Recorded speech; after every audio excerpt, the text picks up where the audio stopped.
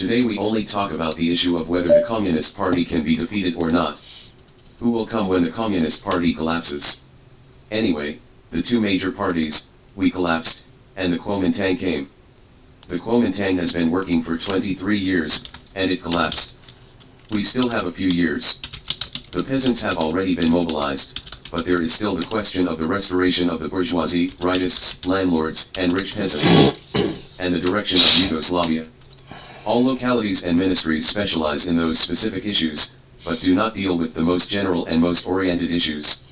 Going it alone will inevitably lead to polarization, not for 2 years, but for 1 year. The idea of capitalism has existed for decades or hundreds of years, not to mention thousands of years. It is scary to talk about such a long time. Socialism has only been done for a few decades, and it has been done cleanly. It has been like this throughout the ages. For decades, the Soviet Union still has revisionism, serving international capitalism, and it is actually a counter-revolution.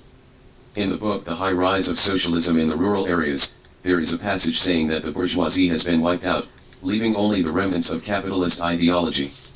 It is wrong and needs to be corrected. Difficulties are a test for the collective economy. This is a big test, and it will have to go through even more serious tests in the future. The Soviet Union has gone through the big tests of 2 world wars, and has taken many tortuous paths. Now revisionism is still emerging. Our difficulties are greater than those of the Soviet Union. We are the best at cooperating all over the world. Because from a national point of view, the land reform is relatively thorough, but there are also places where the land reform is peaceful. Many bad elements and mob Yufang elements were mixed into the regime. Changing the ownership of the means of production does not mean resolving the reflection of consciousness. The socialist transformation has eliminated the ownership of the exploiting classes, but it does not mean that political and ideological struggles have disappeared. The ideological impact is long-lasting. High-level cooperatives and socialist transformation in 1956 completed the elimination of bourgeois ownership, and the ideological and political revolution in 1957 made up for the shortcomings. The bourgeoisie can be reborn, as was the case in the Soviet Union. The Soviet Union worked alone for nearly 10 years from 1921 to 1928, and there was no way out, so Stalin proposed collectivization. All kinds of shopping coupons were abolished in 1935, and their shopping coupons are no less than ours. Find a few comrades to organize the process of the Soviet Union from difficulties to development. Comrade Kang Sheng is in charge of this matter, and he will make an economic material. The wavering elements are determined to go it alone, and then ask to come back when the situation fails. It is best not to approve it and let them work alone for 2 or 3 years. If they come back early, it will not have a positive effect on the collective economy. There must be analysis. Don't talk about a piece of light, and you can't talk about a piece of darkness. Since 1960, there has been no talk of a piece of light, but only a piece of darkness, or most of the darkness. The mind is confused, so I propose a task: do it alone, all or most of it alone. It is said that only in this way can food production be increased, otherwise there is no way for agriculture. 40% of production is contracted to the households, and individual work and group competition are 2, which is essentially called the majority of work alone. The task is very clear: polarization, corruption, theft, speculation, begging for concubine, lending usury. One side is rich, while the military, martyrs, workers, and cottars belong to the 4 categories, and the 5 guarantee households will be poor. Khrushchev has not yet dared to publicly dissolve the collective farms. A director of the Ministry of Internal Affairs went to Fengchen to publicize Anhui's experience in contracting production to households. People sent by the central government often make mistakes, so be careful. Cottars who go down to the central government must help the lower levels, and they must not come up with blind ideas or put forward personal opinions casually. Policies can only be formulated by the central government, and everything should be approved by the central government, no matter how special it is. It cannot stand on its own. When there are differences in thinking, the leader must have an attitude, otherwise mistakes will flood. Anyway, there are 3 doctrines: feudalism, capitalism, and socialism. There is a comprador class in capitalism. There are an average of 16 households in each capitalist farm in the United States, and our production team has more than 20 households. Production is contracted to households, and large households have to separate their households. Parents have no one to take care of their meals, so as to benefit the middle peasants all over the world. Who coming in Hebe, there is such a person, enlightened, but it is just a who enlightened, he is the deputy governor. Hearing the criticism of a piece of darkness, I felt pressured. You have suppressed me for so long. Since 1960, it has been more than 2 years since 1960. May I also suppress you? Is there a class struggle? Some people in Guangzhou say that listening to the sound of rumbling trains, those going south seem to be going to the light, while those going north seem to be no hope, no hope. Some people make money from the country's difficulties, embezzle and steal. Such a part of the party is not communism, but capitalism and feudalism. Every province has such a kind of place, the so-called post-liberation area.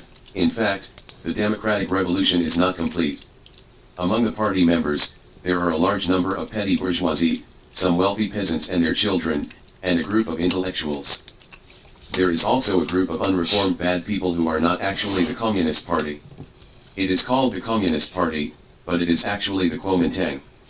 The democratic revolution for this group of people is not yet thorough, and it is easy for these people to handle obvious corruption. Among the intellectuals and the children of the rich and wealthy, some have been Marxistized, some have not been transformed at all, and some are not to a good degree. These people are not mentally prepared for the socialist revolution, and we have not had time to educate them. Bourgeois intellectuals, all take off their hats. For bourgeois intellectuals, the yang has come, the yin has passed, and the yin is still there, so it needs to be analyzed. In the 28 years of the democratic revolution, anti-imperialist and anti-feudalism was propagated among the people, and the power of the propaganda was relatively concentrated. Socialism has only been around for 10 years, and last year it was proposed to re-educate cadres, which is an important task. The 6th National Congress only said that the bourgeoisie is bad, but it added a specific analysis to the bourgeoisie. It opposed the bureaucrats and the comprador bourgeoisie, but not much against other bourgeoisie. Big capitalists and imperialist property, if these are in our hands, they are of a socialist nature, and if they are in the hands of others, they are of a capitalist nature. In 1953 and 1954, cooperatives were established and socialism began. Mutual aid groups, cooperatives, junior clubs, and senior clubs have been developed all the time. The real socialist revolution began in 1953. After many campaigns, socialist construction and socialist transformation were carried out throughout the country. In 1958, there were already some mental disturbances, and there were mistakes in some work in the middle. The most important ones were high expropriation, blind command, communist style, several large-scale operations, and at least 3 reforms diverting the Yellow River for irrigation. It was good, but it was not good. No about salinization. Therefore, there are 4 contradictions plus 1 contradiction, the contradiction between right and wrong. High targets, high procurement, this is a mistake in understanding, not a question of 2 roads. Making mistakes by good people is completely different from taking the capitalist road, and it is even more different from mixing in and feudalism. For example, 20 million more people were recruited for basic construction. If they are not sure, the farmers will have no food to eat and will be swollen. Now they have reduced the number of people. Some comrades waver whenever there is a turmoil, because they are not mentally prepared for the socialist revolution, or they do not have Marxism. Without ideological preparation and without Marxism-Leninism, we will not be able to withstand the wind. To these people, we should let them speak out. It is better to speak than not to speak, and the speaker is not guilty, but we must know what to do. The few must obey the majority, and there must be leadership. Comrade Shaokai's report said, it is necessary to correctly handle going it alone, disciplinary action, and expulsion from the party. I think those who take the lead can be punished. Most of them are education issues, not disciplinary sanctions, but the disciplinary action against the leaders who engage in splitting is not ruled out. Everyone analyze the reasons. This is the contradiction between the proletariat and the well-to-do peasants. Landlords and rich peasants are not good at speaking, but rich peasants are not, they dare to speak out. The influence of the upper layer should be estimated. Some prefectural and provincial party secretaries, such as Zenzishin, must represent wealthy peasants. It will take a few years to educate cadres, do a good job in rotation training for cadres, and set up high-level party schools and intermediate-level party schools. Otherwise, we will carry out revolution for a lifetime, but end up with capitalism and revisionism. How can we do it? Our regime has hired many people, and it has also hired a large number of KMTs, all of them. Luo Longji said that the measures we are taking now are all palliative measures. The fundamental solution is not to engage in class struggle. We have to engage in class struggle for 10,000 years, otherwise, we will become Kuomintang and revisionists. Peaceful transition means no transition, never transition. I only raised a topic at the conference, and I haven't finished speaking yet. Some of them only showed a little bit of meaning, and it may be a matter of course in 2 days. 3 years of liberation war, violent land reform. After the land reform, the transformation of the 2 types of capitalism went smoothly. In some areas, the democratic revolution is still not complete. For example, Pan Hanian and Rao Shusi have not discovered it for a long time. The domestic root of revisionism is the remnants of capitalism, while abroad it is submission to imperialist oppression. These 2 sentences in the Moscow Declaration were added by me. In 1957, there was a little disturbance in the world, and the wind suddenly picked up and wrinkled a pool of spring water. When a typhoon of Category 12 blew in June, they were preparing to take over the government. We launched a counterattack, and all the school positions were taken over. After the anti-rightist movement, 1958 counted as half a year, and 1959 and 1960 saw the great leap forward. In 1960, 12 articles were introduced. In 1961, there were 70 articles in industry, and in agriculture, 60 articles. In the past, the division of land was a fight between farmers and landlords, but now it is a fight between farmers, and the strong labor force suppresses the weak labor force. There is such a kind of peasants who have to fight on both sides, the land and wealth have to fight, and we have to fight. The petty bourgeoisie and peasants have dual natures, and they will waver when encountering difficulties. Therefore, we must fight for the leadership of the proletariat, which is the leadership of the Communist Party.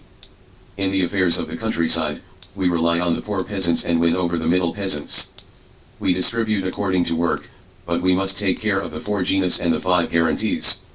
20 million people come when they call, and leave when they wave. If the Communist Party is not in power, who can do it?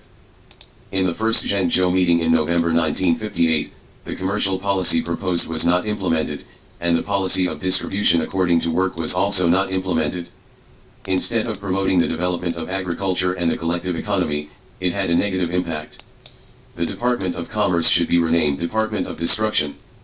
Comrades were not happy about this, so I deliberately made it louder in order to attract attention. Commercial policies and methods must be studied fundamentally. Rabbits, sheep, and geese have developed in recent years because they are not purchased. Cracking down on the collective is beneficial to working alone. This time, we have to solve this problem no matter what.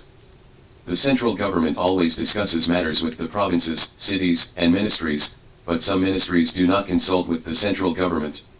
Some central ministries do well, such as the Military and Foreign Affairs, and some departments such as the Planning Commission, the Economic Commission, and the Finance and Trade Office and the Agriculture Office. The problem is always unresolved. The central government monopolizes power, and the situation is unclear. How to monopolize it? If people want revolution after eating, they don't necessarily have to make revolution in one department. Why can't they go to other departments or subordinates to make revolution? I am from Hunan. I have lived in Shanghai, Guangzhou, and Jiangxi for 7 or 8 years, and in northern Shaanxi for 13 years. Not necessarily in one area, always. The exchange of cadres between the central and local departments will be tried for another year to see if it can be resolved. Comrade Chenboda said that it can no longer be given. The ministries and commissions of finance and economics never make reports, do not ask for instructions beforehand, do not report afterwards, independent kingdoms, 4 seasons and 8 festivals, forced signatures, no contact with the central government, no contact with the masses. Thank goodness, there was a report from the organization department recently. We all know about foreign affairs, even what Kennedy is going to do, but who knows what the ministries in Beijing are doing. I don't know the situation of several major economic sectors. Don't know how to come up with an idea. It is said that the provinces also have this problem.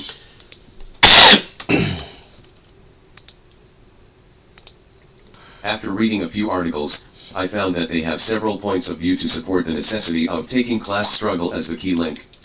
1. The big capitalist class in the United States is oppressing the whole world. The tide of the times in which developing countries seek development and hope for peace is in stark contrast to the declining class of big capital holders. Denying class struggle is certainly not the scientific attitude of Marxism. 2. Class struggle is the basic feature of socialist society. Class struggle is one of the essential contradictions of society. It is not only the driving force of social change, but also an important symbol of social progress. 3. Under the current background of globalization, the center of gravity of the world economic structure has gradually shifted from the West to developing countries such as Asia. Class struggle is still going on, and remains an important dynamic in modern capitalist society. 4. Without the class struggle as the key link, without the selfless power of the working class, communism will not be realized, and it can only go backwards. Not insisting on class struggle as the keynote means that a proletarian party has slacked off and abandoned its own goal. Another Big B wrote an article with a similar view. Whether it was before or after the reform, whether it was the early stage of the reform or the late stage of the reform, the struggle between the two classes, the two lines, and the two roads in China has never stopped. The only difference is the form. Sometimes it is an undercurrent. But even in the calmest period, when everything seemed completely calm on the surface, the victor and the loser, the party who gained property and the party that lost property, the party who wanted to restore the old China and the party who wanted to restore the new China, there was a difference between them. Not only has the class struggle among the people never stopped, but the struggle has become more and more acute, getting closer and closer to a decisive battle. This is the fundamental reason why over the past few decades, although China has become calmer and safer on the surface, the pressure to maintain stability has become heavier and the investment in stability maintenance has also increased. They are all a reflection of the arduousness, complexity, and tortuousness of class struggle in China today. Class contradictions and class struggle have different characteristics in different periods. The characteristics of class contradictions and class struggle in China today are that the superficial political life has gone away from the people, and the political life related to the people has sunk below the surface of political life. Class contradictions are running underground like magma, and class struggle is like volcanoes, they gather underground. On the surface, they are very calm, without even the slightest ripple or ripple. All horses are silent, and everything is silent. It has reached the most critical moment when silence is better than sound. Of course, some authors also published articles pointing out the disadvantages of class struggle, one of which pointed out the poverty phenomenon in the era of class struggle not only includes insufficient business efficiency, unreasonable resource allocation, and insufficient technological innovation, but more importantly, the social structure and economic vitality cannot be well developed. Economic and social progress.